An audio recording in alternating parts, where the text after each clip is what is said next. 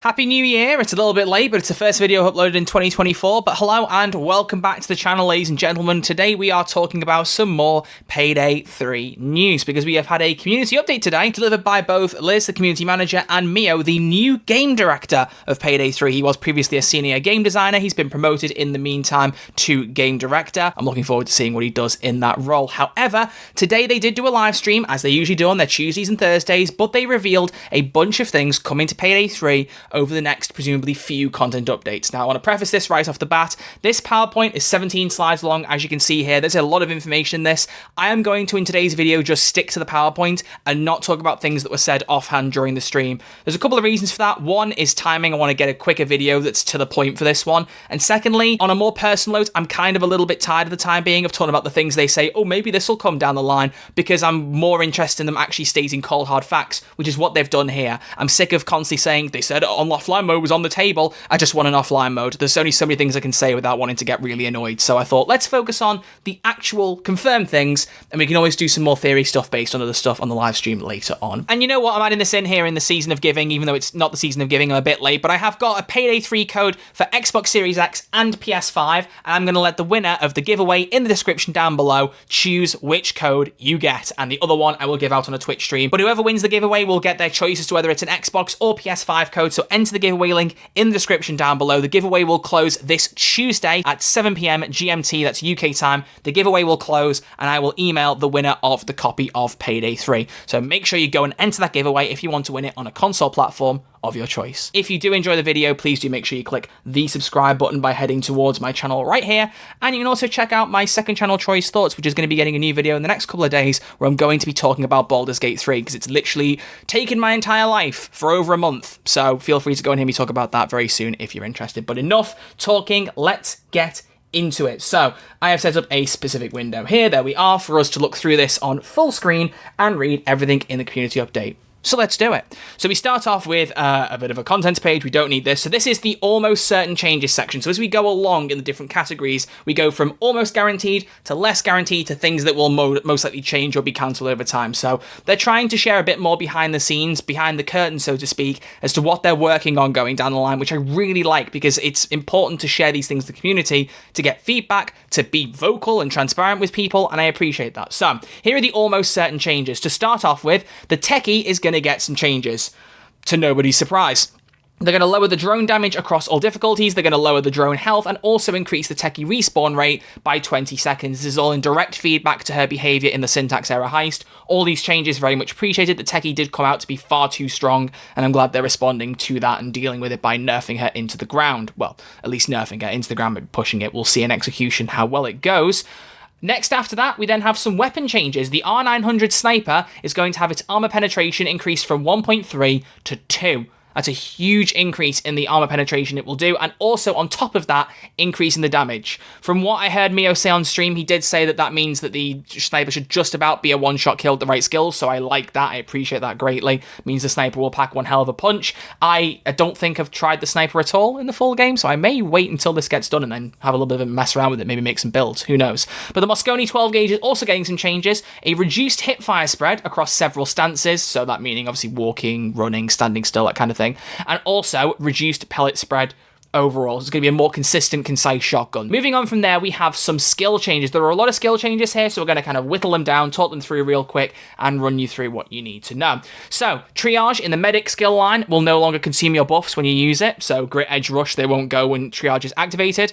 Threat assessment, strategist, a bonus increased to 20%. The negotiator skill and the manipulator skill tree now gives 2 extra resources instead of 1. So that is, I believe, when you trade a hostage, it normally gives you 1 extra med kit or armor repair kit. Now it'll give you 2. Shell shock and demolitionist now works on all enemies and applies a 20% penalty. You can see CQC specialist is getting 2 changes. The base now says whenever you grab a human shield, you gain a refresh rush, and the aced now says whenever you perform a takedown, you gain a refresh grit. I don't really use the takedown ones as much, but that's interesting to see nonetheless.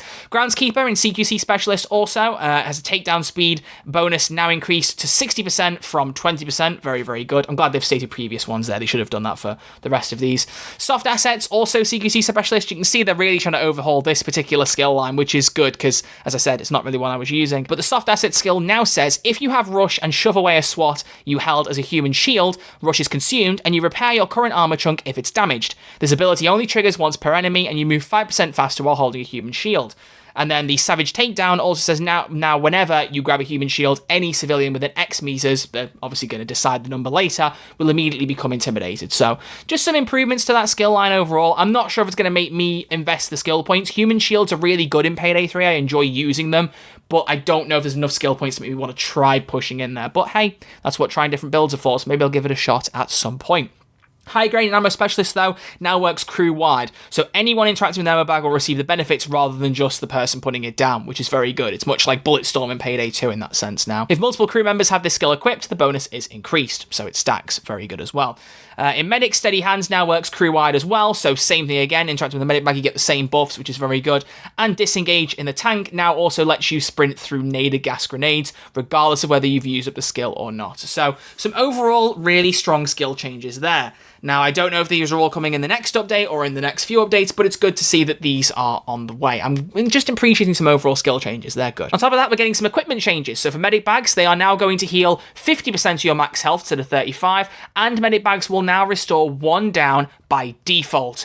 Very good. Very, very glad to see that. Field Surgery Medic is unchanged and will give you an additional down, so instead you will get 2 downs for Field Medic whenever you use a medic bag as opposed to the 1 from the previous run of the skill, which I really appreciate. First Aid Kits will now heal 25% of your max health up from 20. I mean, it's alright, that's not a massive change, but it's a bit better, so I'll take it. Armor Repair Kit interaction speed is reduced to 0.5 seconds, and for armor, the standard lining regeneration time has been reduced from 4 seconds to 3 seconds. So again, a lot of buffs across the board here. Not really seeing anything nerf-wise, and that was another thing that I heard Mio say, which was that they were more interested in buffing things and making other things work better, rather than nerfing the good stuff, which honestly, for me right now, is the way they should do it. But moving on from there, we then have changes to Overkill, or a change. The assault difficulty will now update mid-wave instead of between assault waves, so the assaults getting harder won't necessarily happen in between them, but also during them, so enemy spawn changes, that kind of thing. But again, for Overkill difficulty only. They're really trying to make Overkill difficulty as tough as they can. Okay, now we go into the what's in progress section for things that are very likely to happen,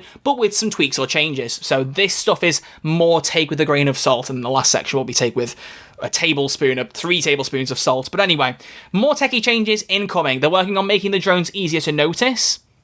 Okay, they're working on the tactical drone, which will spawn together with the combat drone, and the tactical drone will try to blind players. If successful, players will lose their active edge grip rush and become unable to gain it again for 20 seconds. So not just blinding, but also impacting your buffs. Intriguing. And then making drones able to hack sentry turrets of players, in addition to sentry turrets not being able to target drones anymore. Keen to see how that one works out, and how sentry turret players respond to it. Next up, more weapon changes. They want to give some love to the Ziv Commando and the Northwest Assault Rifle. Okay, better weapons, I will never complain. But here's the interesting one. This is the thing I'm most keen to talk about, I think, out of everything here. And this is the medic bag change, where medic bags will now apply an overheal effect when it heals you above maximum health. Overheal is temporary health, and it will slowly degrade when you don't take damage, currently at a rate of 1 health every 2 seconds. Your max overheal is equal to your max health. So if your max health is 100, you can have 100 overheal on top of it. So in theory, that would mean if you didn't have any extra health skills, you just had the 100, but your medic bags were giving you 50% extra health with the earlier buff we mentioned. If you took 2 medic bag charges, you'd have 200% health, but that 100% would slowly degrade over time. So you could have some more medic bag charges and take them as a case of trying to take more damage in a particular situation, which I really, really like. There are going to be some skill changes you'll see in a minute, which allow you to bring even more deployable slots. That will go hand in hand with this, and it's going to make bringing deployables much more interesting. So I'm very keen for that on the health side of things. Whenever you take health damage, the overheal decay, I can't speak, will stop for 4 seconds. So you will keep losing it, but if you do take damage, the game is basically kind of saying, all right, you took a shot, we'll lay off the decaying for a second and just let you enjoy what you've got and then keep ticking down. Also, very, very good. This is a very well thought out system, and I'm very keen to see it play out in game. But here we go. This is the new skill line, Fortitude. This is going to be the next skill line we get in Payday 3. The base skill increases your maximum health by 50, which obviously means if you have that, your overheal would also be up to 150. So you could have 300 health with the right skills and using the right amount of medic bags, which would be 3 charges at that point past your max health, but you could do it. Whenever you heal 2 or above maximum health, you gain a refresh grit. Cool. Acing the base skill will give you your maximum number of downs and increase by 1, and also increasing your bleed out timer by 50%. Interesting seeing some of these skills coming back from Payday 2. I could make a comment, the cynic in me wants to, but I won't. The mastery skill, if you have a deployable bag in your loadout, it has 2 additional charges. This is what I love, because Mio has confirmed if you combine this skill with Deep Pockets, the one that gives you an extra deployable with 2 less charges, it will apply this first, which means that if at this point you have a bag with 8 charges in, it will take 2 off to give you 6, and then you'll have 2 bags with 6 charges. So it means you can have up to 12 charges of a particular thing, an ammo bag, a medic bag, an armor bag. Very good. We're starting to get much more in the way of charges, which is something the game's needed from the start, so I'm glad to see it come in now. But the 5 upgrade skills after that, first one, whenever a crewmate heals using a medic bag, you heal for 40% of the amount they healed. If this heals you above full health, the excess amount is added as overheal. Good. So a crewmate using your medic bag gets you health. What's the problem there? None at all. That's great. Upgrade 2, your max health is increased by 15 for each down you currently have. So again, think about the overheal implications. So if you had a build where you had 3 or 4 downs, let's say you had 4 downs in your build, that's an extra 60 health. On top of the 50 you get at base, that's 210 health, which with overheal could take you up to 420 health, when currently all we've got is 100. That's 4 times the health. That's insanity. Really, really like that. Upgrade 3, whenever you overheal, you gain 10% additional overheal for each down you currently have. So getting to overheal max level quicker if you wanted to. Again, I'm thinking ahead about this build thing. If you're going to go into a big zone with maybe grenaders or with bulldozers and you want a lot of health, you can really tank yourself up, go into the fight, and withstand it. Upgrade 4, your overheal degrades 25% slower for each down you currently have. If you have any amount of overheal, you can use first aid kits to pause its degradation for 10 seconds. That's brilliant. And then finally, upgrade 5, as long as you have edge, grit, or rush, any damage you take to your overheal health is reduced by 50%. Some really good stuff here. Some really, really good stuff. This is a good skill line, and it kind of gives me a bit of a muscle perk deck vibe from Payday 2, really buffing the health, but in Payday 3, it's sorely needed. I do still stand by, perhaps even more so now, the idea you're going to need more skill points to make some of these builds work, but maybe that's the point. Maybe they don't want you to focus on splitting points across different things. They want you to spec into a full health build to try that, or a full armor build. I don't know, but I would really be interested to see just how tanky you could make it if you put the right skill points in the right places for armor and health and carrying a lot of charges for bags. I think that could be really fascinating in how that could play out. Also, a couple more skills. Clean Slate, a new tank mastery that says if you have no armor, you can interact with an armor repair kit to restore a chunk. We knew about this already, Mio talked about it previously. It's fine. I mean, I'm still not the biggest fan of armor repair kits at base. I would have rather just had plates, but whatever, it's something. Disengage will now become the new Escapist Mastery, and also the current Escapist Mastery will now become an upgrade to Escapist. So a couple of rejigs around of the skills in the Escapist tree line, but everything's going to stay the same, just, you know, where they're located instead. In progress, also for favors, you're going to be able to purchase favors directly from the lobby. Thank you. Including high-specific favors, but the high-specific ones will likely cost C-stacks, but you can still earn them as drops. Fantastic. Literally no notes for that. I really think high-specific ones, they are much more beneficial to the heists, obviously. So putting them behind a C-stack price makes sense as long as it's affordable. I think 5, maybe 10 C-stacks at most, but honestly, I think going beyond 5 will be pushing it. Depends on how many C-stacks people have, though. It's very much a case of, you know, it's been 3 months since the game came out. People have had ample chance to build these things up, or should I say stack them up. I'm so sorry, I know you haven't missed my terrible joke since the new year, but you get the point. I'm going to be intrigued to see how they try and balance that, how much they charge for the favours. Who knows, but I hope it's not too much. It's my only real fear. And then finally, I mean, there's only one slide for this, but what's being explored, very early stages of development or testing, they might get axed or changed drastically.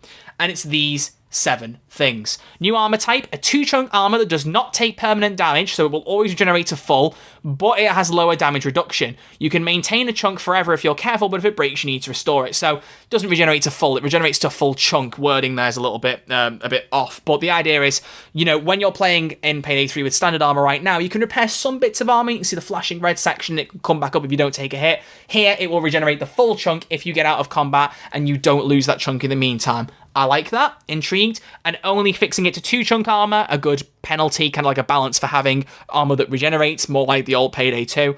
I appreciate it. An additional skill point available at level 1, so you would have 2 skill points when you start the game. I'm assuming that means would that increase the skill points by 22, or are you redistributing where you unlock the points? I really do wish some things had been better explained. These might have been answered on the stream, and I apologize if they have, but this is a credit to them needing to clarify a couple of things in certain places with bits of information. It shouldn't be down to them adding comments on the stream. These should be in the PowerPoint. A new consumable slot in which you carry the first aid kits or armor repair kits that you pick up in the heist, so you can carry a couple of them at the same time. Good. Letting multiple hostages follow you, potentially as part of an existing skill. That would be really good. I think putting it as part of a skill is a good idea, like a manipulator one. Having several civilians following you, I like that idea. Favors that act as payout modifiers, giving you more cash, more info points, etc.